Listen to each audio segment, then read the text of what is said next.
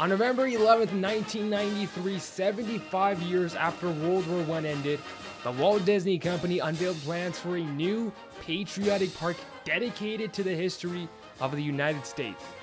This new park was going to open just 4 years later in 1998, but opposition stopped the project from ever taking flight. Today on Dateline Disney, we will be covering a Disney date that never was, Disney's America. In 1993, concept plans for Disney's America intrigued the CEO of Disney at the time, Michael Eisner, who made the project one of his top priorities. Eisner obtained support from Governors L. Douglas Wilder and George Allen, along with the Virginia Commission on Population Growth and Development. The park promised animatronic figures of every U.S. president and touted that it would be a great place to host political debates and allow people like journalists, educators, historians, and students to discuss issues of the past, present, and future. Disney's America would be divided into 9 different lands, among these being Crossroads USA, a hub for the park, similar to that of Main Street USA with one major difference. Crossroads USA would be a Civil War era village rather than a turn of the 20th century commercial downtown. Other ideas included State Fair, where Coney Island-inspired rides would be located, and President's Square, a tribute to the birthplace of democracy. The Magic Kingdom's Hall of Presidents attraction would be relocated to President's Square had Disney's America actually ended up opening. However, there was something that held it back from the moment it was revealed. Overall support for Disney's America was all across the board, with very strong negative opinions coming from popular historians. David McCullough was very outspoken against Disney's America, saying, "To replace what we have with plastic and contrived history with mechanical history is almost sacrilege."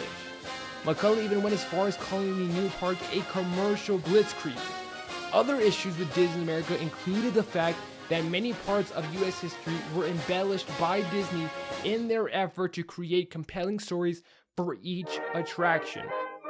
In a conference at Walt Disney World, a Disney executive went on to say that this park will deal with the highs and lows. "We want to make you feel what it was like to be a slave and what it was like to escape through the Underground Railroad."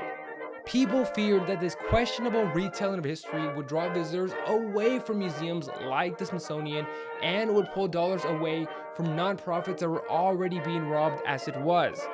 This is obvious when the original location of the park was nearby a large handful of historic towns, Civil War battle sites, and historic districts. Even focus groups didn't think that Disney's America was a very good idea, with surveyed Washington, D.C. teens seeming bored by the idea of a historic theme park.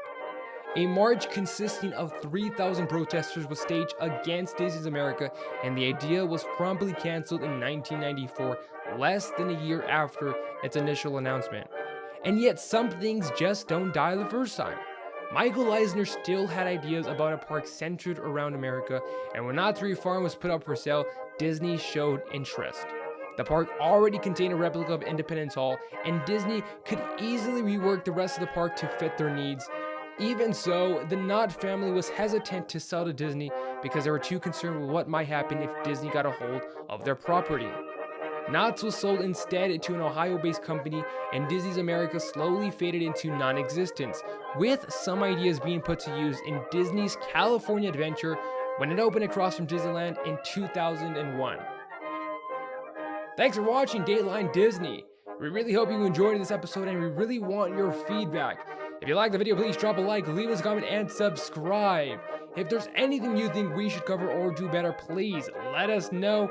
It would mean a lot. Also, be sure to follow us on Twitter and like us on Facebook so you can stay up to date on everything that's on the way to our channel.